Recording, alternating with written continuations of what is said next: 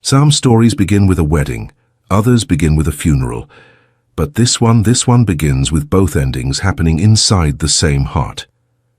The day Emily Carter signed her divorce papers was the same day she buried every dream she had ever dared to believe in. 3 years of marriage, one devastating loss, and a man who walked away when she needed him most. Chicago in November carries a particular kind of cold. Not the crisp freshness of early autumn, nor the romantic white silence of December snow. November cold seeps into bones, into memories, into the spaces between heartbeats where grief still lives. Emily pulled her coat tighter as she stepped out of her small apartment on the north side, her breath forming small clouds that disappeared almost as quickly as they formed.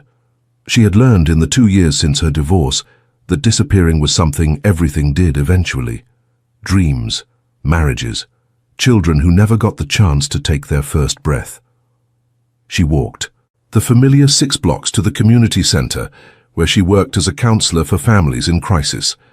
The irony was never lost on her. A woman whose own family had crumbled, spending her days helping others hold theirs together.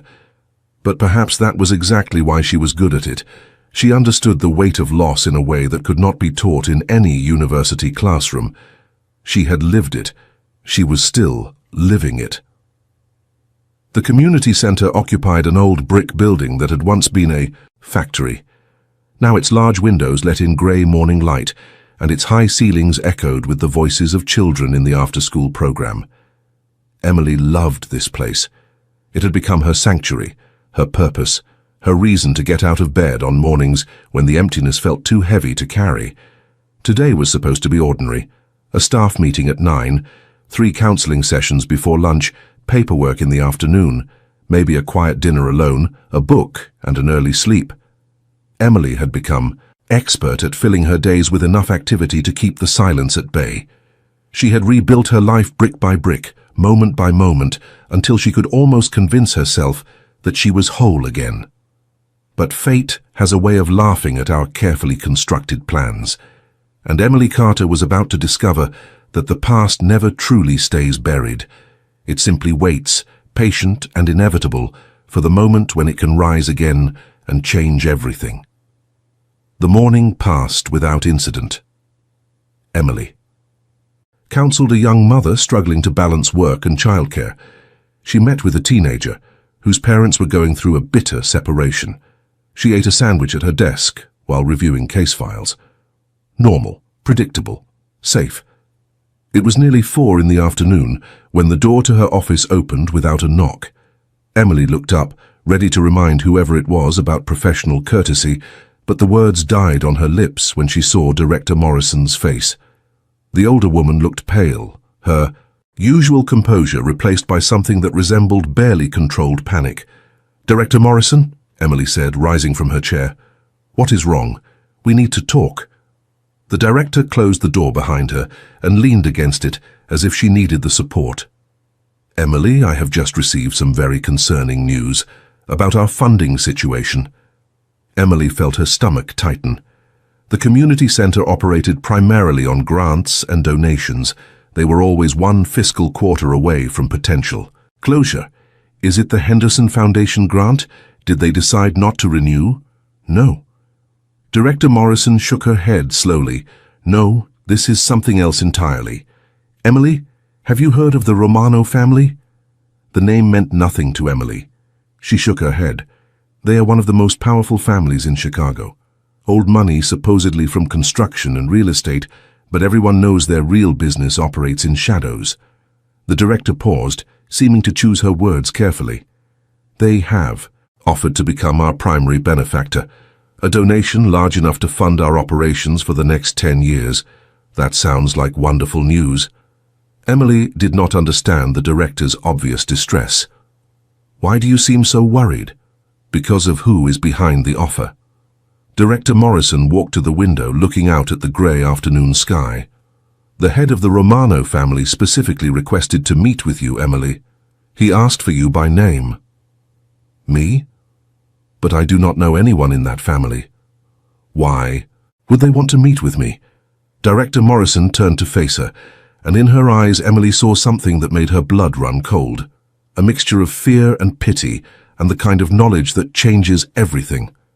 "Emily," the director said quietly, "the current head of the Romano family is a man named Daniel Romano, but that is not the name he was born with. Before he became Daniel Romano, before he inherited this empire through marriage and circumstance, he was someone else entirely." The room felt suddenly too small, the air too thin. Emily gripped the edge of her desk because her legs had stopped feeling reliable. "His birth name," Director Morrison continued, "was Daniel Carter, your ex-husband." The words did not make sense. They could not make sense. Daniel, her Daniel, the man she had married in a small church ceremony 6 years ago, the man who had held her hand through 18 hours of labor only to have it end in the worst possible way, the man who had slowly withdrawn into himself afterward, until there was nothing left between them but silence and pain, and eventually a stack of legal papers that Daniel was somehow connected to one of the most powerful crime families in Chicago. No. Emily heard her own voice, as if from a great distance. "That is not possible. Daniel worked in finance. He was an accountant. He was normal, ordinary, just a regular person who could not handle grief. People are rarely what they appear to be." Director Morrison's voice was gentle. "I do not know the details of how he became involved with the Romano family, but I have confirmed the information through multiple sources. Daniel Carter legally changed his name to Daniel Romano 3 months after your divorce was finalized. He married Isabella Romano, the only daughter of the previous family head, and when her father passed away last year, Daniel assumed control of the entire organization." Emily sat down heavily. Her mind was racing, trying to reconcile the man she had known, the quiet, somewhat distant accountant who preferred spreadsheets to conversation, with the image of a mafia boss. It was like trying to force 2 puzzle pieces together that clearly did not fit. "And he wants to meet with me. Why? I do not know. But Emily, I feel I should warn you. The Romano family is known for many things, and very few of them are legal. Whatever Daniel wants, you should be very careful. You do not have to take this meeting if you do not want to." Emily stared at her hands, at the place where her wedding ring used to sit, at the faint tan line that had long since faded. 2 years of building a new life, 2 years of convincing herself that the past was behind her. And now it was reaching out from the shadows, wearing the face of the man who had once promised to love her forever. "No," she said finally, surprising herself with the steadiness of her voice. "I will meet with him. I need to understand what is happening. I need to know why he became this person and what he wants. From me now." Director Morrison nodded slowly. "The meeting is scheduled for tomorrow evening. A car will come for you at 6. Emily, please be careful." "I will." But even as she said the words, Emily knew that careful had already ceased to be an option. The moment Daniel re-entered her life, everything changed, and she had a terrible feeling that this was only the beginning. That night, Emily could not sleep. She lay in her small bedroom, staring at the ceiling, her mind replaying memories she had spent 2 years trying to forget. The way Daniel used to laugh before the loss that stole the light from his eyes, the quiet mornings they shared over coffee, when conversation was unnecessary because their silence was comfortable. The nursery they had painted together, soft yellow walls and white furniture and dreams that never got the chance to become real. She had loved him.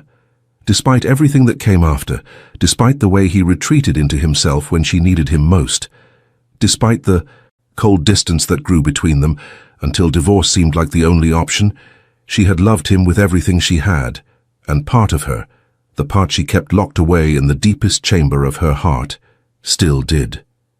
But the Daniel she loved was an accountant, a quiet man who wore glasses and worried about tax codes, not a mafia boss, not someone who dealt in shadows and danger. How could one person become someone so completely different? Sleep finally came sometime after 3 in the morning, but it brought no rest. Emily dreamed of hospitals and empty nurseries and a man walking away into darkness, his face becoming someone else's with every step. The next day passed in a blur of anxiety and distraction. Emily went through the motions of her work, but her mind was elsewhere. At 5:30, she left the community center and walked home quickly, changing into something more appropriate for a meeting she could not begin to prepare for. She chose a simple dark dress, professional but not formal, armor for a battle she did not understand. At exactly 6 o'clock, a black car appeared outside her building. It was sleek and expensive, the kind of vehicle that looked out of place on her modest street. Emily watched from her window as a driver in a dark suit emerged and approached her door. "This is really happening," she whispered to herself, and then, before she could change her mind, she grabbed her coat and went downstairs. The driver said nothing as he opened the rear door for a "Herr-Dieter." Emily slid into leather seats that probably cost more than her monthly rent. The door closed with a solid, expensive sound, and then they were moving through the Chicago evening, the city lights blurring past the tinted windows.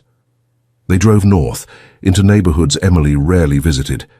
The buildings grew larger, the spaces between them wider, until they were passing through gates into what could only be described as an estate. The house that emerged from the darkness was massive, a stone mansion that looked like it belonged in another century, another country.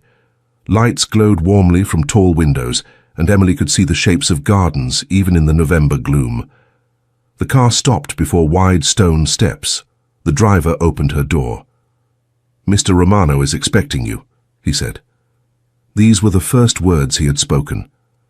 Emily climbed the steps on legs that felt borrowed from someone else. The front door opened before she could knock, revealing a formal entryway of marble and dark wood. A woman in a simple black dress greeted her. "Miss Carter, please follow me." They walked through halls lined with art and antiques, past rooms Emily caught only glimpses of, until they reached a set of double doors at the back of the house. The woman knocked once, then opened them. The room beyond was a study, lined with bookshelves and dominated by a large desk near tall windows. A fire burned in a massive stone fireplace, casting dancing shadows across the walls.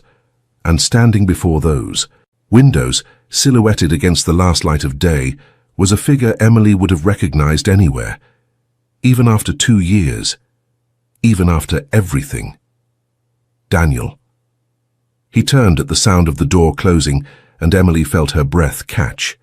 He looked different.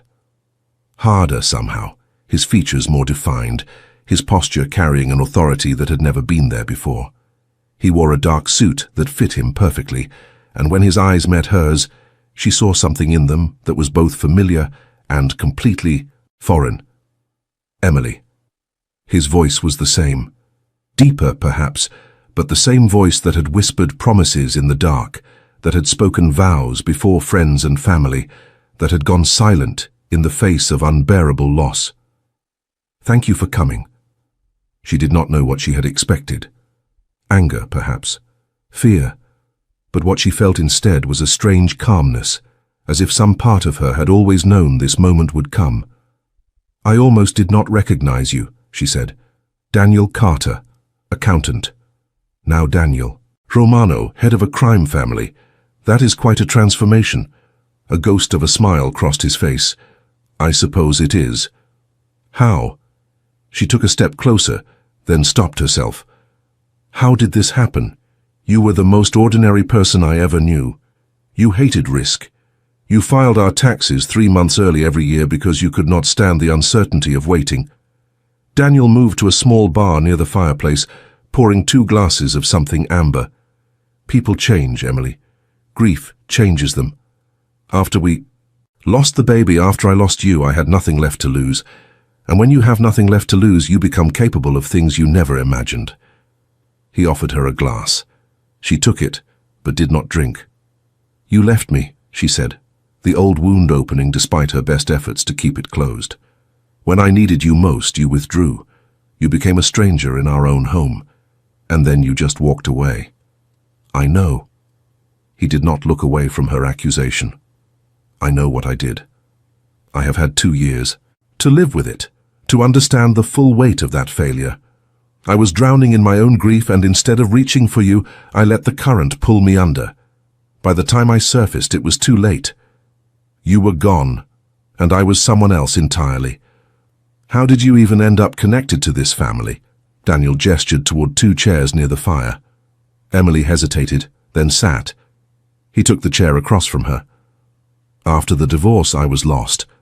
I threw myself into work, took risks I never would have considered before. One of those risks involved investing money for a client I should have investigated more thoroughly. That client was Anthony Romano, the former head of this family. When I discovered who he really was, I should have run. Instead, I saw an opportunity, a chance to become someone powerful enough that nothing could ever hurt me again. And you married his daughter? Yes. Daniel's expression flickered with something Emily could not quite read. Isabella was kind. She understood. Damage because she had her own. We built something together. Not love exactly, but partnership. Mutual understanding. She passed away 6 months ago.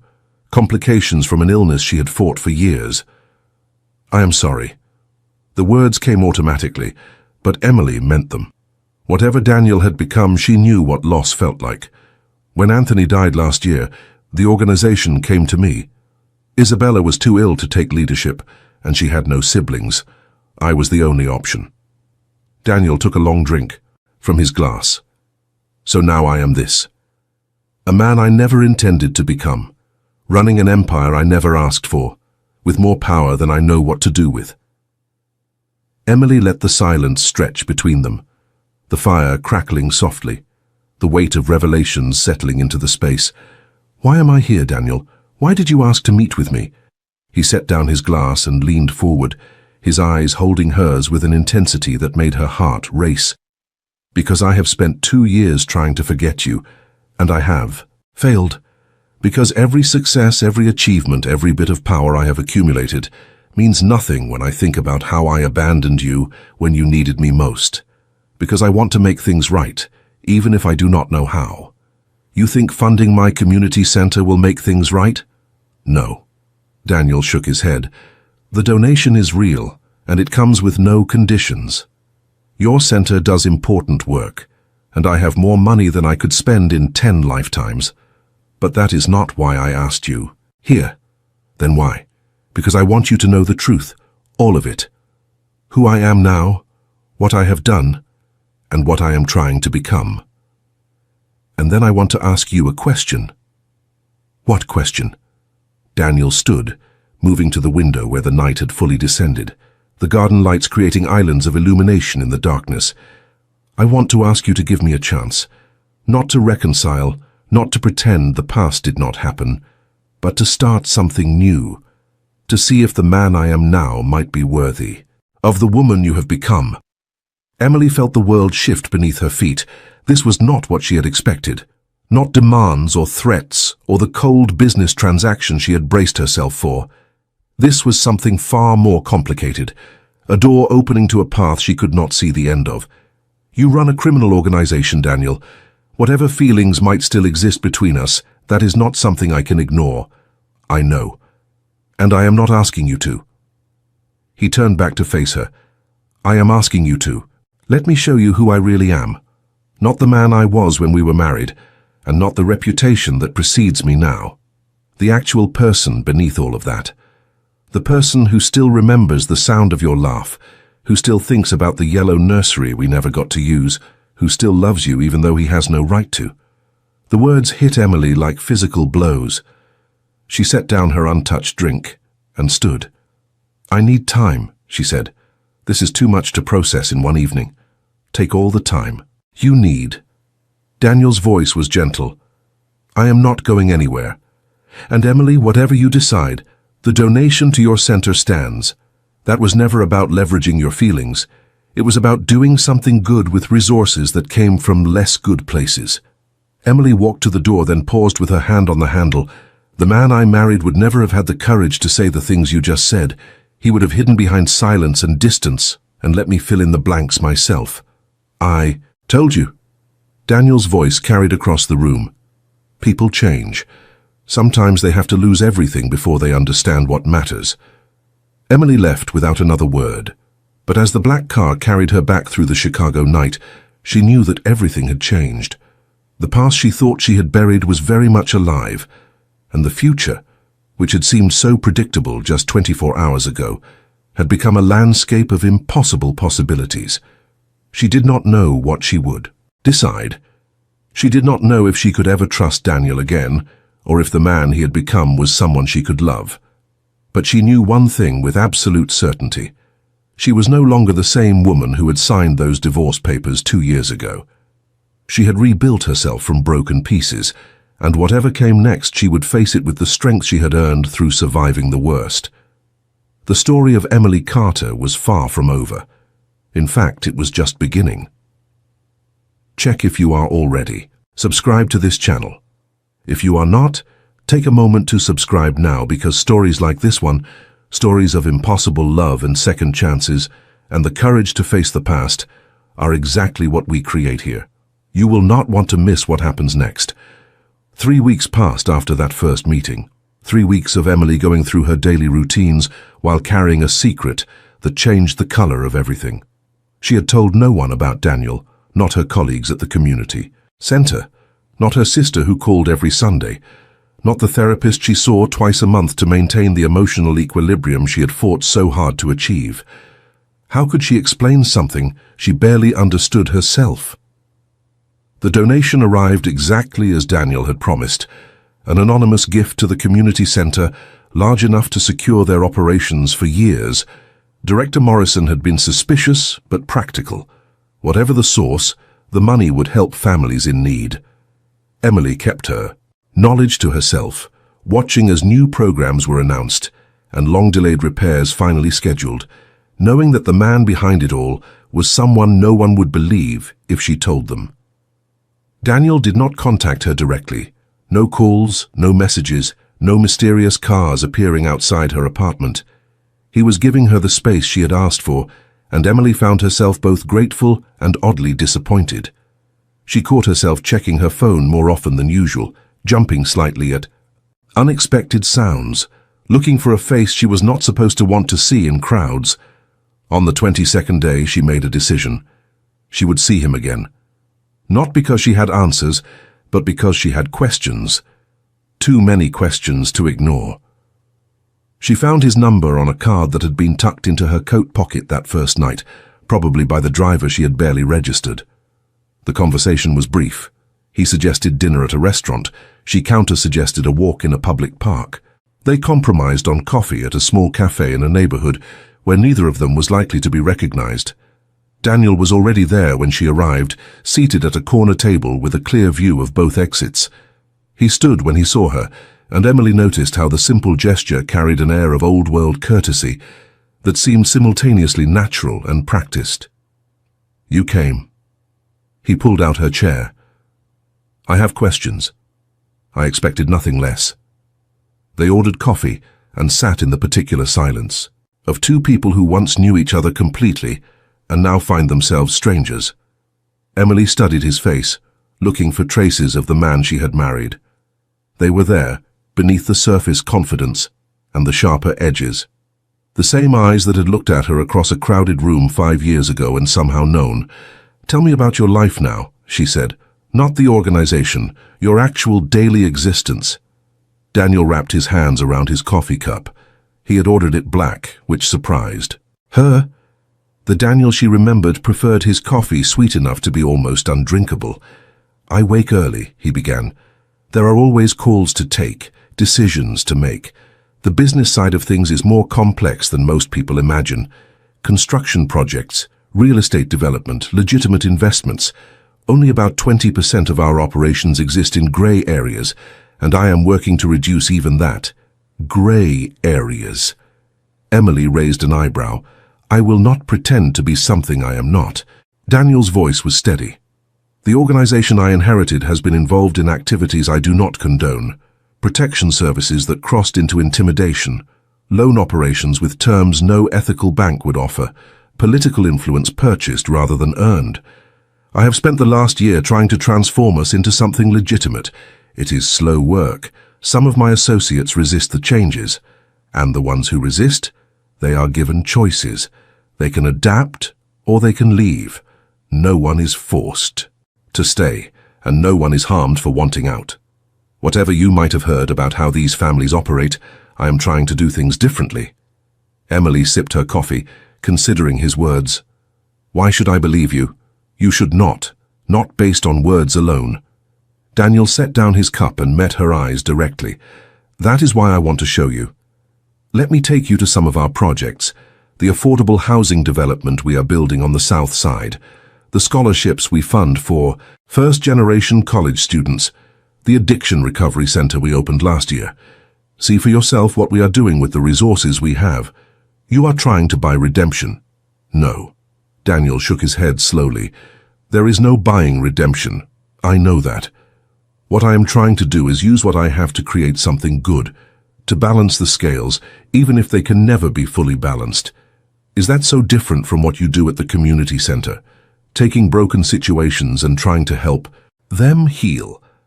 The comparison struck Emily as both accurate and deeply uncomfortable.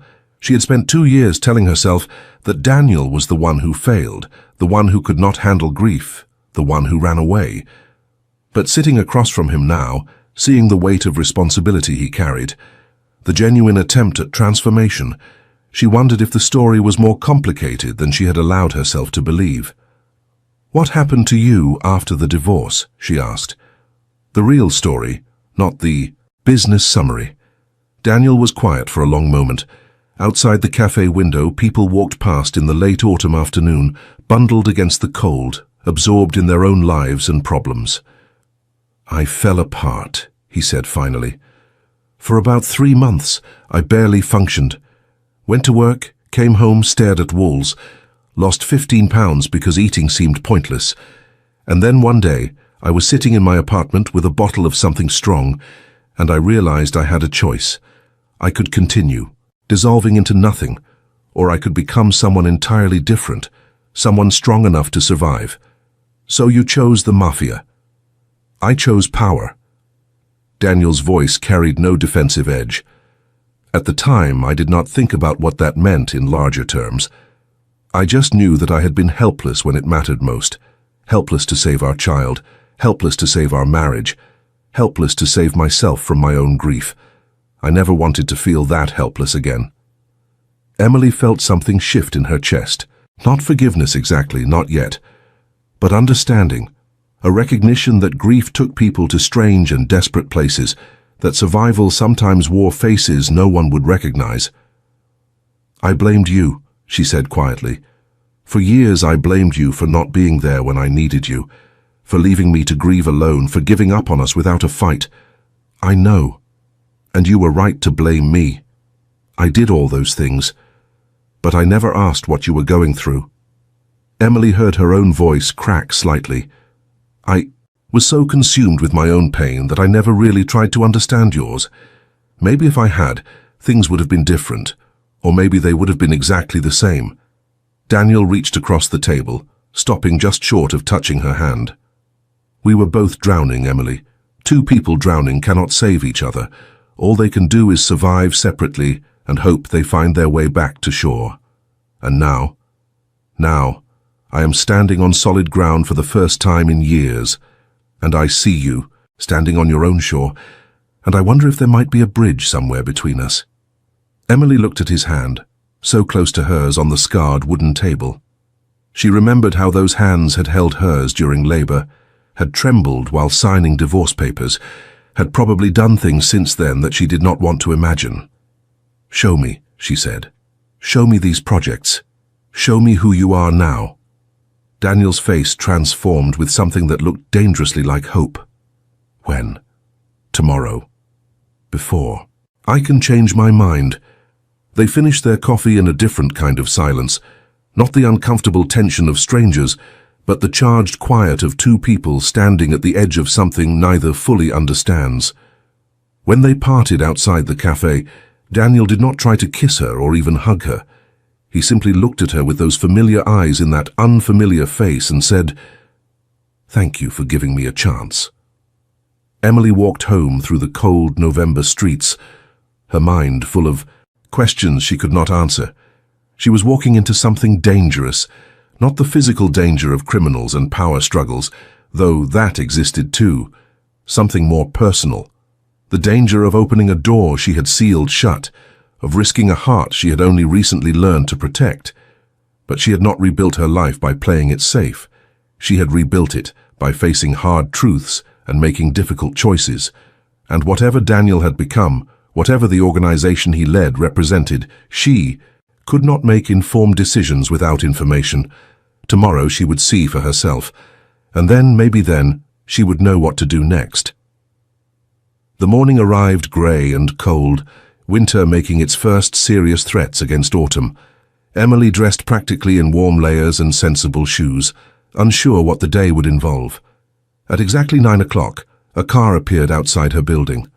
Not the sleek black vehicle from before, but something more modest, a dark sedan that would not draw attention. Daniel was in the back seat.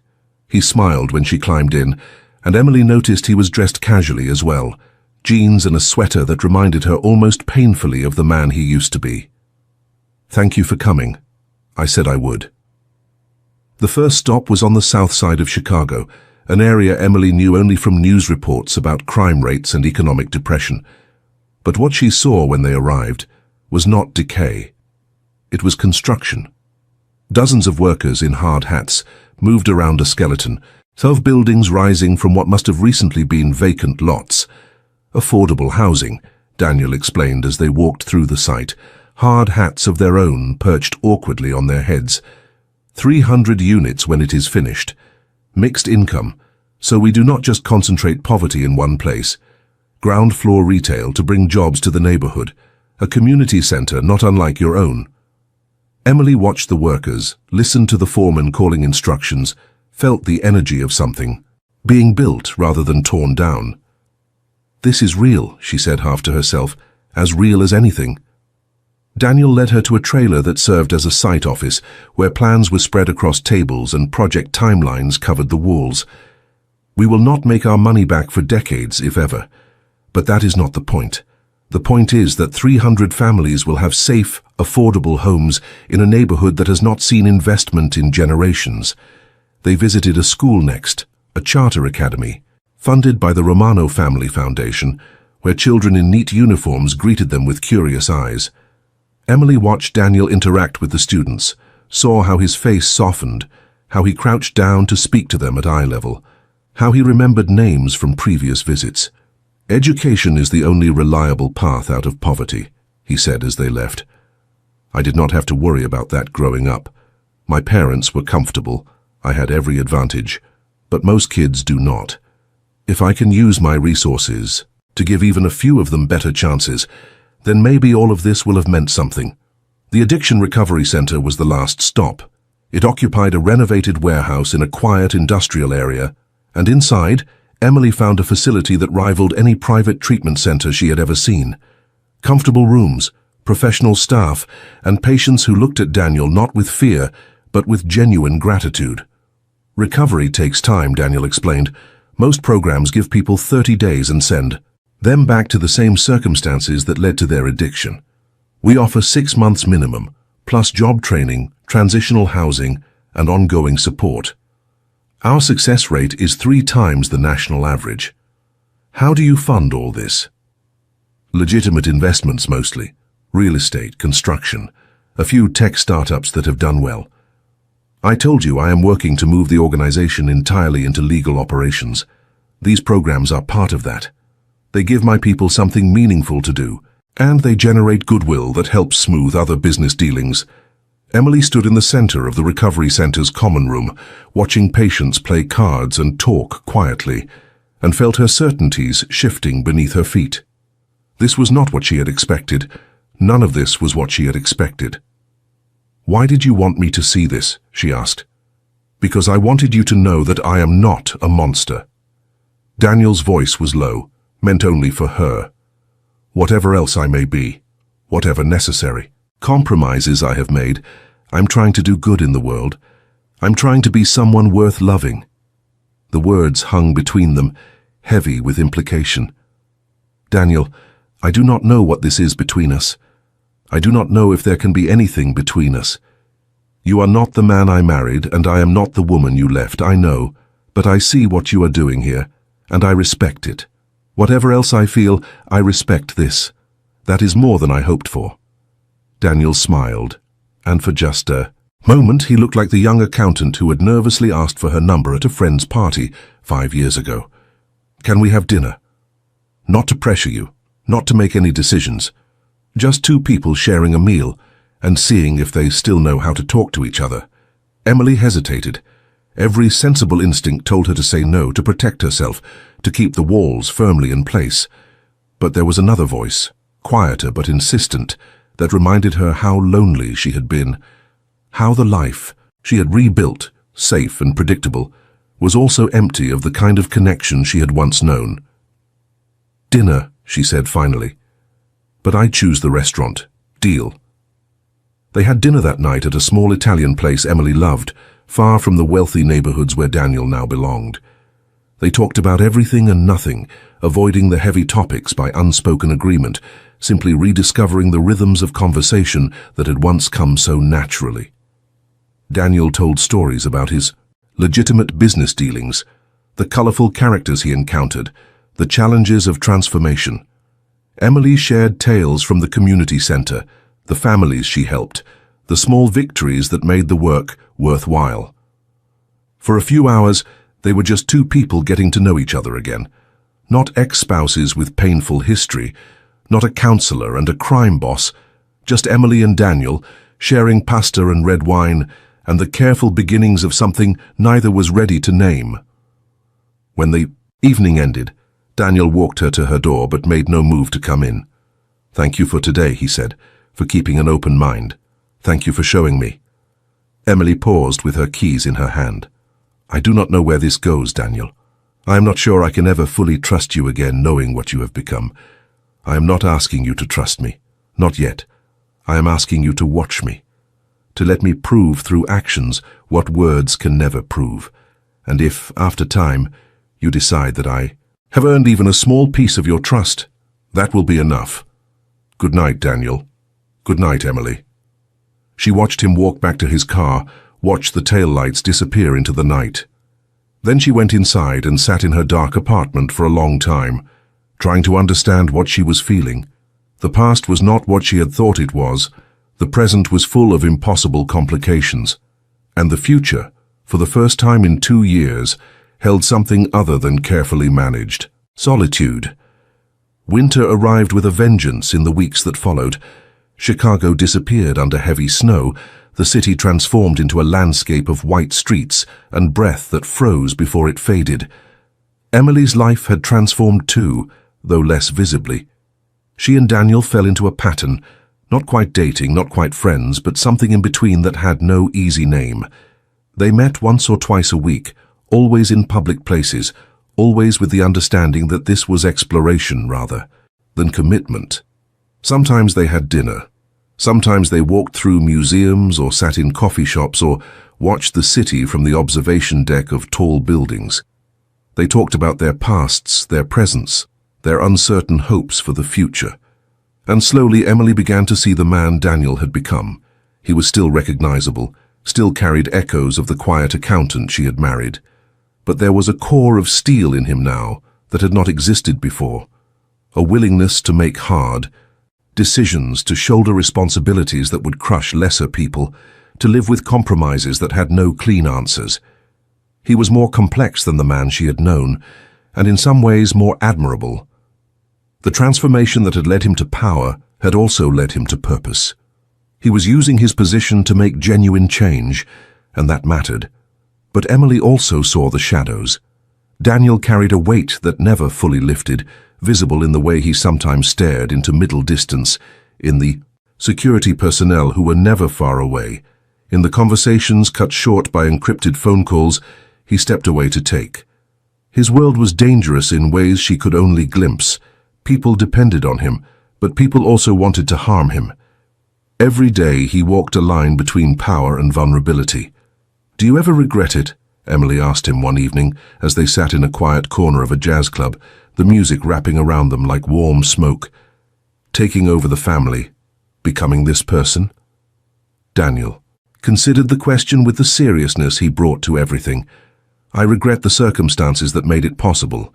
Isabella's illness, Anthony's death, my own desperate need to become something stronger than I was. But the position itself, No. I have done more good in 2 years than I could have in a lifetime as an accountant. I have the power to change lives, to build things that matter. That is not something to regret. Even knowing what you have to do to maintain that power. Even knowing. Daniel's eyes met hers in the dim light. I do not pretend to be innocent, Emily. Decisions I have made have had consequences for people who probably did not deserve them. But I try to minimize harm. I try to use force only when necessary and never cruelly. I am building something that could outlast me, something legitimately good. If the cost of that is my own moral purity, I am willing to pay it. I do not know if I could live like that. Emily traced the rim of her glass. Always calculating consequences, always weighing good against less bad. You already do, you just do it on a smaller scale. Every time you advise a family to stay together or separate, you are making calculations about likely outcomes. Every time you prioritize one case over another because resources are limited. The scale is different, but the fundamental challenge is the same. It was true, and Emily had no easy response. She had always thought of her work as fundamentally good, but Daniel was right. That it involved difficult choices. She could not help everyone. She had to decide who received her attention and who did not. The consequences of those decisions might be less dramatic than his, but they were no less real. I want to show you something, Daniel said, changing the subject in a way that felt deliberate. Something I have never shown anyone else. What is it? A place. Somewhere I go when I need to remember who I really am. They left the jazz club and drove through snowy streets to a neighborhood Emily did not recognize. The car stopped in front of a modest house, the kind of brick two-story common throughout Chicago, unremarkable in every way. I bought this house 3 months ago, Daniel explained as they walked up the freshly shoveled path. Anonymously through several shell companies. No one in my organization knows about it. Why? Daniel unlocked the door and led her into a living room that was warm and simply furnished. A comfortable couch, a reading chair, bookshelves, filled with actual books. No display of wealth, no statement of power. Just a room that felt like home. Because sometimes I need to be just Daniel. Not Romano, not the boss, not the man who controls an empire. Just a person who reads and thinks and remembers who he used to be before everything changed. Emily walked through the house slowly, taking in the details. A kitchen with herbs growing on the windowsill, a study with a desk and a computer. Upstairs, a bedroom that looked slept in, and a bathroom with ordinary toiletries, and at the end of the hall a door that was closed. What is in there? Daniel's face changed. Something painful moved behind his eyes. Something I need you to see. If we are going to have any chance at all, you need to understand this part of me. He opened the door and Emily felt her breath stop. It was a nursery. Not the yellow nursery they had painted together, not exactly, but similar. A crib with soft blankets, a changing table, a rocking chair by the window, and on every surface photographs. Emily recognized them. They were copies of the ultrasound images, the preparations they had made, the joy that had preceded the loss. I could not let go, Daniel said quietly, standing in the doorway. After everything, after the divorce and the transformation and all of it, I could not let go of what we almost had. I know it might seem unhealthy. Maybe it is. But coming here, sitting in this room, it helps me remember why I wanted to become strong in the first place. Not for power itself, but so I would never feel that helpless again. Emily stood in the middle of the nursery, tears streaming down her face. She had tried so hard to move forward, to let go of the grief, to build a life that did not revolve around loss. But seeing this room, knowing that Daniel had carried the same weight all this time, broke something open inside her. Daniel, she whispered. He was beside her then, and when he put his arms around her, she did not pull away. They stood together in that small room filled with memories of what would never be, holding each other the way they should have held each other years ago. Two people who had been broken by the same tragedy, finally allowing themselves to grieve together. I am sorry, Emily said into his shoulder. I'm so sorry I did not understand how much you were hurting. I am sorry I could not show you. I'm sorry I ran away instead of letting you help me." They stayed like that for a long time, in the house that no one knew about, in the room that held their shared loss. And when they finally separated, something had changed between them.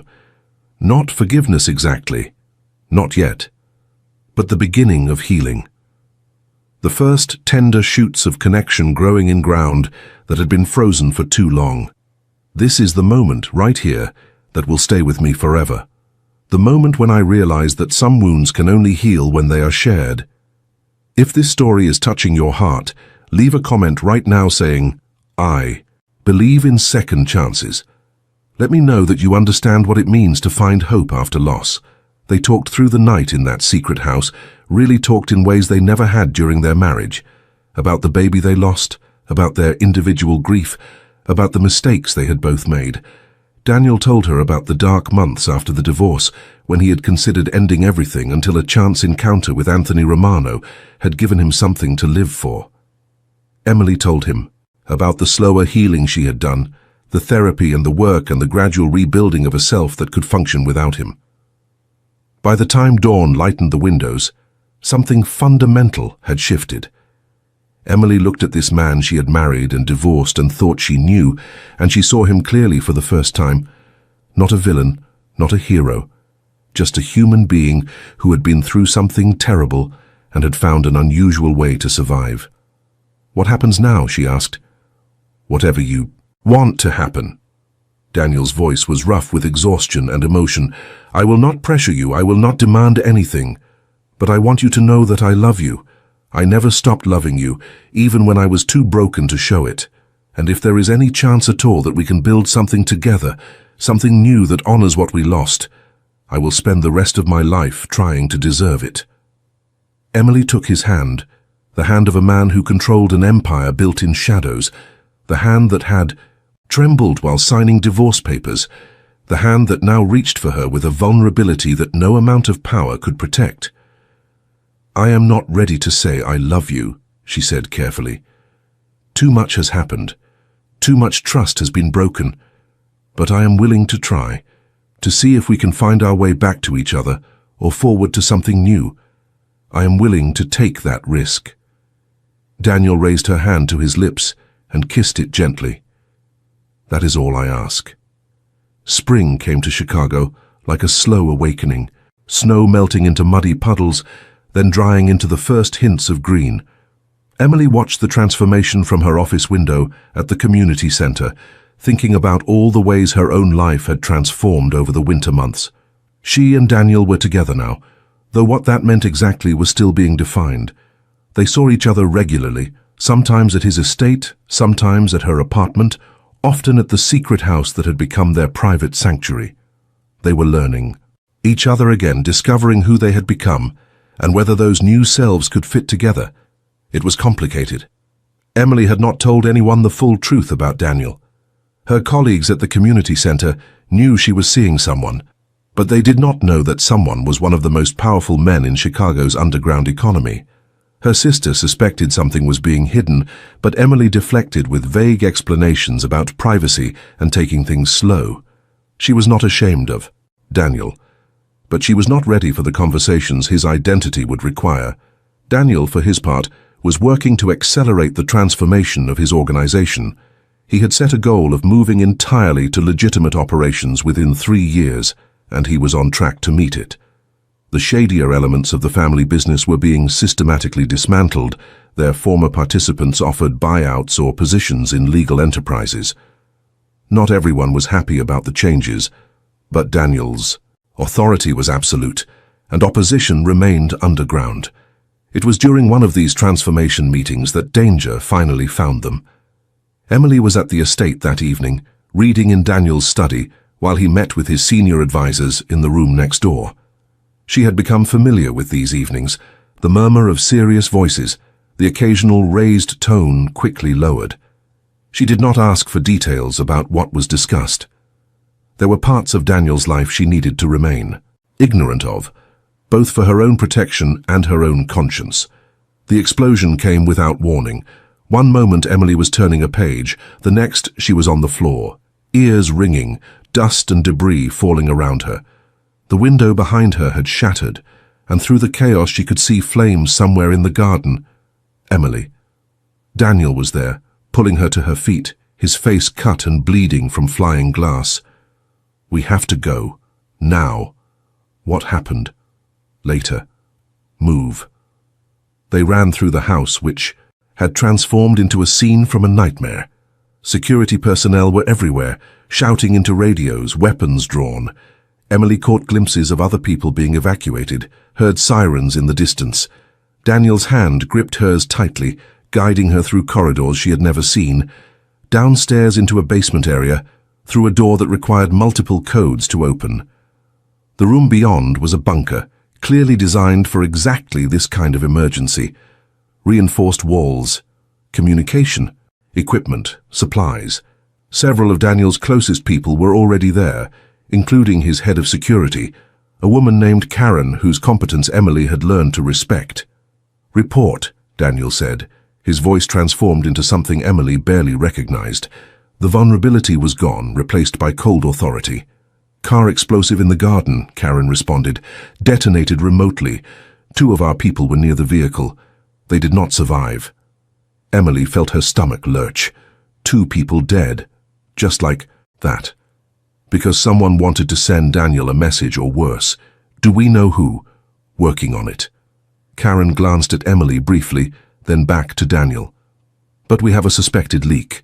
Someone inside told them exactly when and where to strike." The next hours blurred together for Emily. She sat in the corner of the bunker, watching as Daniel managed the crisis with a competence that was almost frightening. He made decisions quickly, issued orders that were immediately followed, maintained absolute control even as the situation remained dangerous. This was the part of him she had not seen before, the part that had allowed him to rise from grieving accountant to head of a criminal empire. Around midnight, Karen approached her with a cup of coffee. "You should get some sleep if you can. This might take a while. How can anyone sleep after something like this?" Karen sat down beside her, her expression sympathetic despite its professional composure. "You learn to, eventually. The boss has enemies. That is the nature of power. What matters is that he protects what is his, and you are clearly included in that category. 2 people died tonight." "Yes." Karen's voice was matter-of-fact. "And if the boss had been in that garden instead of in his meeting, it would have been more. The people who did this wanted to cut off the head. They failed." Emily looked across the room at Daniel, who was still deep in strategic discussions. She had known, intellectually, that his world was dangerous. But knowledge and experience were different things. Tonight she had felt the reality of what it meant to be connected to a man like him.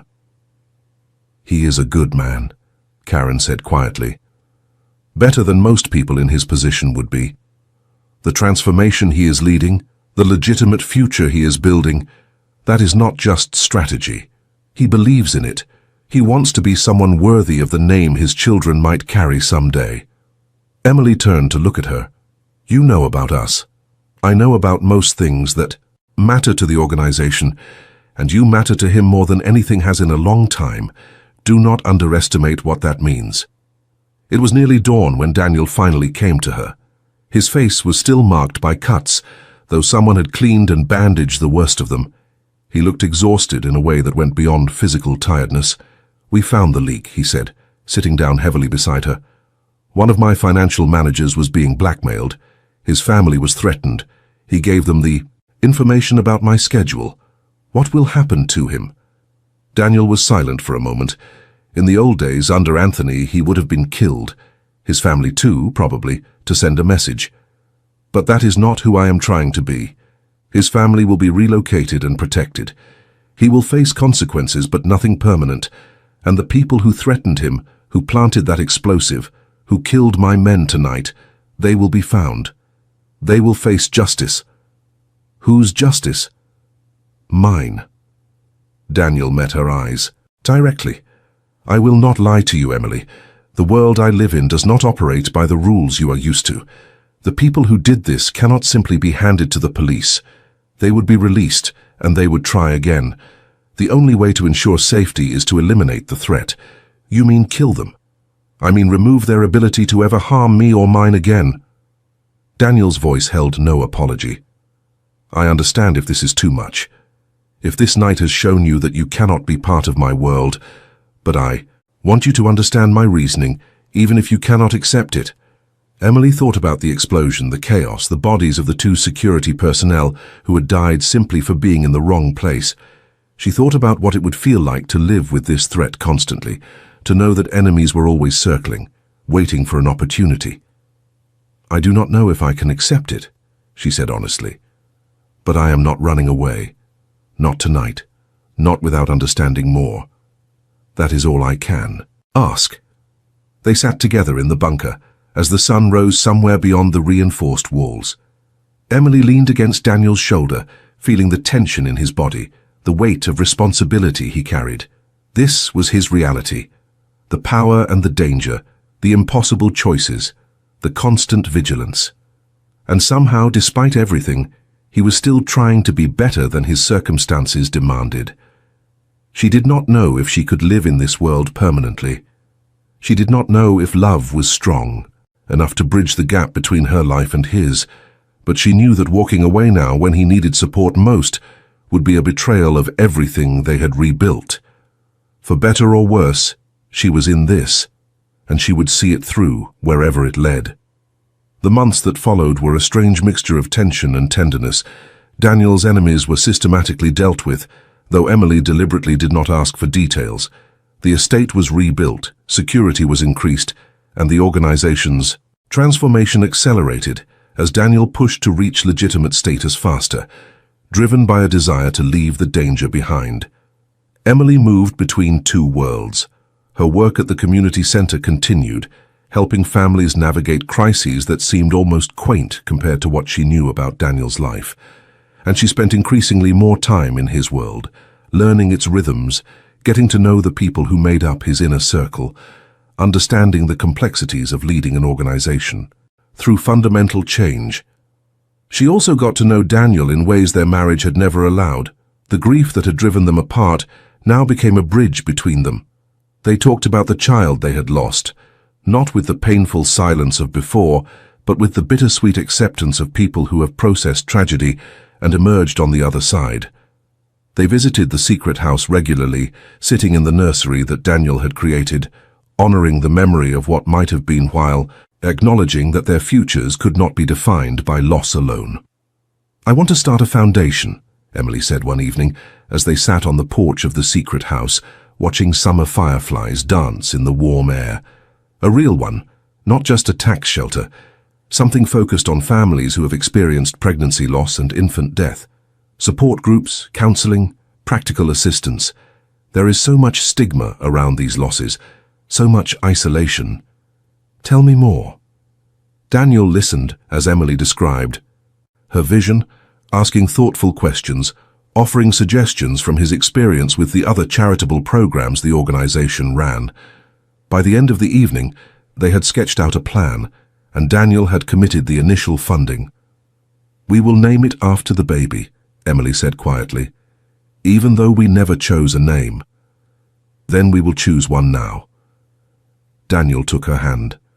Together, they settled on Hope, the Hope Foundation, dedicated to supporting families through the darkness of loss and into the possibility of future light. It was not the child they had wanted, but it was something. A way of creating meaning from tragedy, of ensuring that their loss might help others heal. As summer turned to autumn, Emily realized that she had stopped thinking of Daniel's world as separate from her own. The two had merged, complicated and imperfect, but undeniably real. She attended functions with him now, met openly with his associates, accepted a role in the organization's charitable activities that gave her influence and purpose.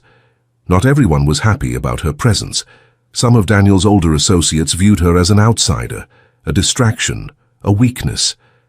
They remembered the harder times under Anthony Romano and resented the changes Daniel was implementing, but they kept their objections quiet for the most part. Daniel's authority was not to be questioned. The exception was a man named Marcus Reeves, who had been Anthony's closest advisor and now led the faction most resistant to transformation. He was careful never to openly challenge Daniel, but Emily caught him watching her sometimes with an expression that made her uncomfortable. He had built his career in the shadows, and Daniel's push toward legitimacy threatened everything he valued. "Be careful around him," Daniel warned when Emily mentioned her unease. "Marcus is valuable to certain aspects of our business, but his loyalty is to the old ways, not to me personally. I am managing him, but he is not someone to underestimate. You could remove him, not without evidence of betrayal, and he is smart enough not to give me that." Emily filed the warning away, adding it to the growing store of knowledge about this world she had entered. She understood now why Daniel maintained such tight security, why trust was measured in careful increments, why power required constant vigilance. The empire he had inherited was built on foundations of fear and self-interest, and transforming it into something better was like trying to renovate a house while still living in it.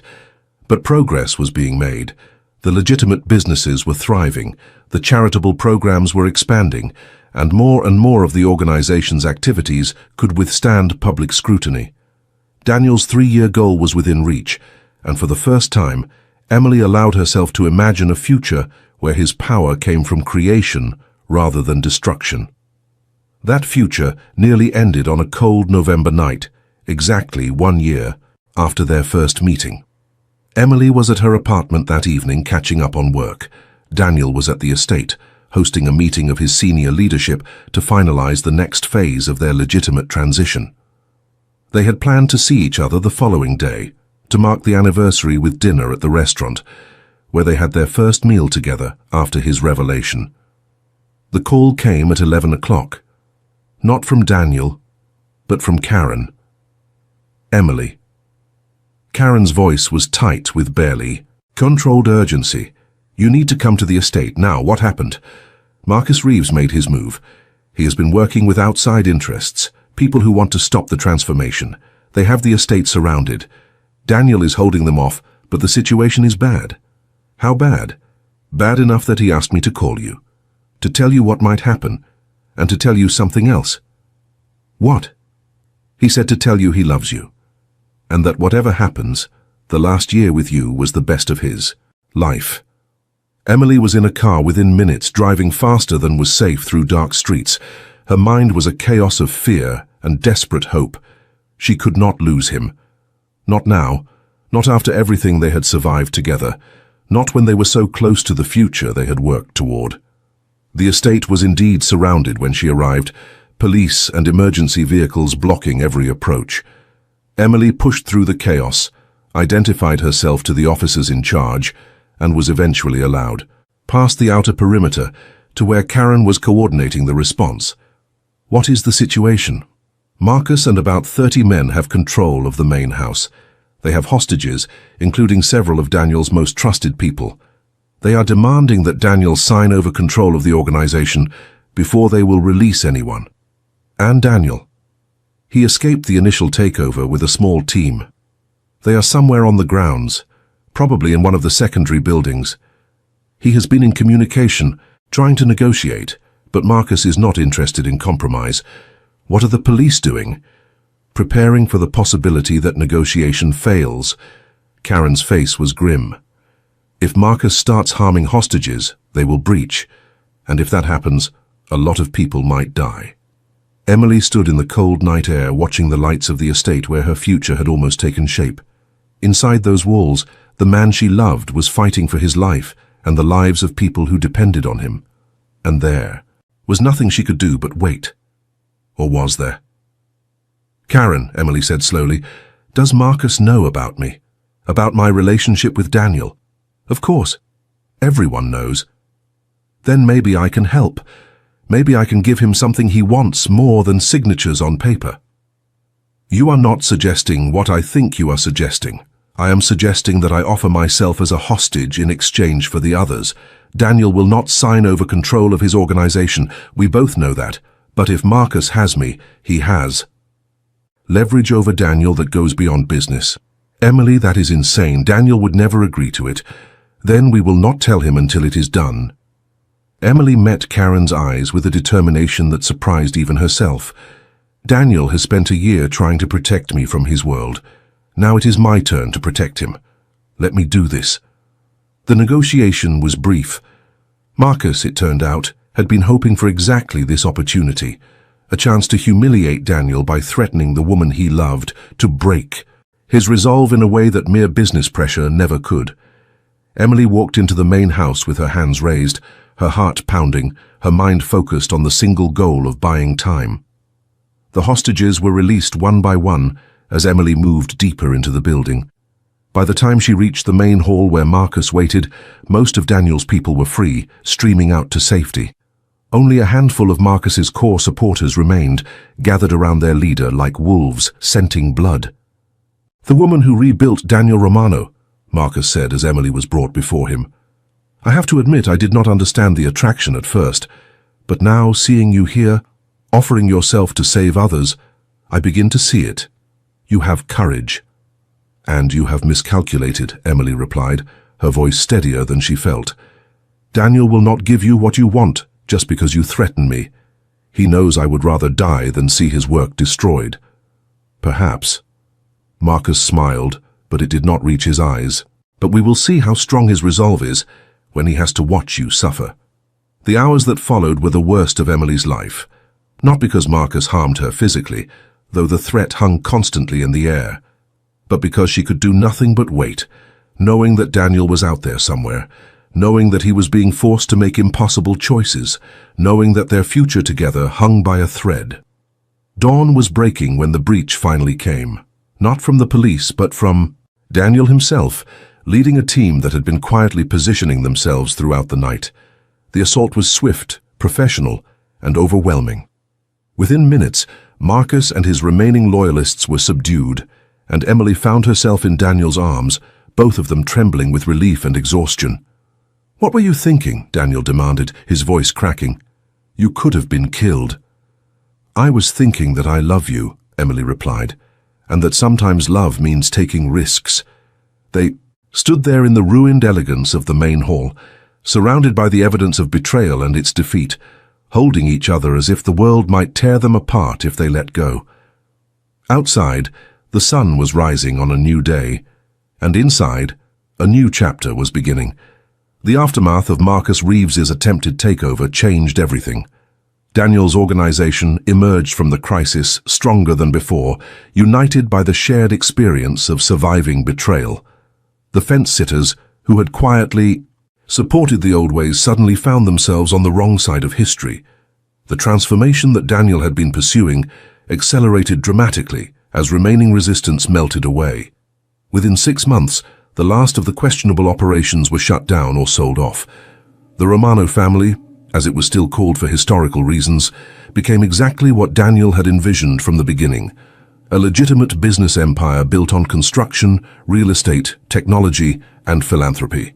The shadows receded, replaced by the ordinary challenges of running large enterprises in the modern world. Emily's role in the events of that November night became legendary within the organization. She had offered herself as a hostage to save others, had demonstrated courage that matched Daniel's own. Whatever reservations anyone had held about her place in their world evaporated.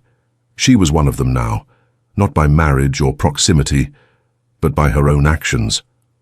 The Hope Foundation launched that spring, funded by Romano family resources, but operated independently under Emily's direction. It grew quickly, filling a need that Emily had recognized from her own experience. Support groups formed in cities across the country. Counseling services reached families who had nowhere else to turn. Research grants advanced medical understanding of pregnancy loss. What had begun as a personal act of healing became a movement. On a perfect June evening, 1 year after the Foundation's launch, and nearly 3 years after Emily and Daniel's first meeting as changed people, they stood together in the garden of the secret house. It had been expanded now, the modest property transformed into something more fitting for the life they had built together, while remaining the private sanctuary it had always been. "I have something to ask you," Daniel said, his voice carrying the same nervous energy Emily remembered from the night he had first asked for her phone number, a lifetime ago. "Is this what I think it is? That depends on what you think it is." He reached into his pocket and withdrew a small box. "Emily, when I lost you the first time, I became someone else because I could not survive as the person I had been. When I found you again, I became someone better because you showed me what I was capable of. I am not the man you married, and you are not the woman I left. But maybe that is the point. Maybe we had to become different people to finally get it right." He opened the box, revealing a ring that Emily recognized. It was her original engagement ring, the modest diamond they had chosen together when they were young and uncertain and full of naive hope. "I kept it," Daniel admitted. "I told myself it was because I could not bear to sell it, but I think some part of me always knew this day might come. Emily Carter, will you marry me again? Will you help me build a life that honors who we have become and who we lost and all the possibilities we have yet to discover?" Emily looked at the ring, at the man holding it, at the garden where fireflies were beginning their nightly dance. She thought about all the ways her life had changed, all the grief and growth and impossible second chances. She thought about the child they had lost and the foundation that carried their name. She thought about the dangerous world Daniel had navigated and the legitimate empire he had built. And she thought about love. Not the naive love of their first marriage, the love that could not survive tragedy, but the mature love they had built together, tested by time and circumstance, strong enough to face whatever came next. "Yes," she said. "Yes, I will marry you." Daniel slipped the ring onto her finger, and it fit perfectly, as if the years between had never happened. They kissed in the garden of their secret house, two people who had been broken by the same tragedy and found each other again on the other side. The wedding was held 3 months later, a small ceremony attended, only by family and closest friends. Emily's sister stood beside her as maid of honor, having finally been told the full truth and having accepted it with the practical pragmatism Emily had always loved about her. Karen served as Daniel's best woman, a choice that surprised no one who knew how much she had done to help them reach this point. They wrote their own vows, standing before the same altar where they had married the first time, speaking words that acknowledged the past, while embracing the future. "I promise to stay," Emily said, looking into Daniel's eyes. "Not because it is easy, but because it is worth it. I promise to see you, all of you, even the parts that live in shadows. And I promise to keep building hope for us and for everyone our story might touch." "I promise to protect," Daniel replied, "not by hiding you from my world, but by making that world worthy of you. I promise to keep transforming, to keep becoming better, to keep earning the love you have given me. And I promise to never run again, no matter how hard it gets." They exchanged rings, newly purchased bands that complemented the restored engagement ring. And when they kissed, the small crowd cheered for a love that had survived more than most people could imagine. The years that followed brought the ordinary challenges and joys that fill any life. The Hope Foundation grew into a national organization, with Emily eventually stepping back from daily operations to train the next generation of leaders. Daniel's legitimate empire thrived, creating jobs and contributing to communities across the country. They moved from the estate to the secret house, now no longer secret, wanting a home rather than a fortress. And one autumn morning, 5 years after their second wedding, Emily woke Daniel with news that changed everything once more. The pregnancy was closely monitored, both of them carrying fears that never fully faded. But week by week, month by month, the baby grew strong and healthy. When their daughter was born the following spring, she arrived screaming and perfect, and they named her Hope after the foundation that had given them purpose in their darkest time. "We made it," Emily whispered, holding their daughter in the quiet of the hospital room, while Daniel sat beside her, tears streaming down his face. "After everything, we made it." "You made it," Daniel replied. "You saved us, Emily. You saved me.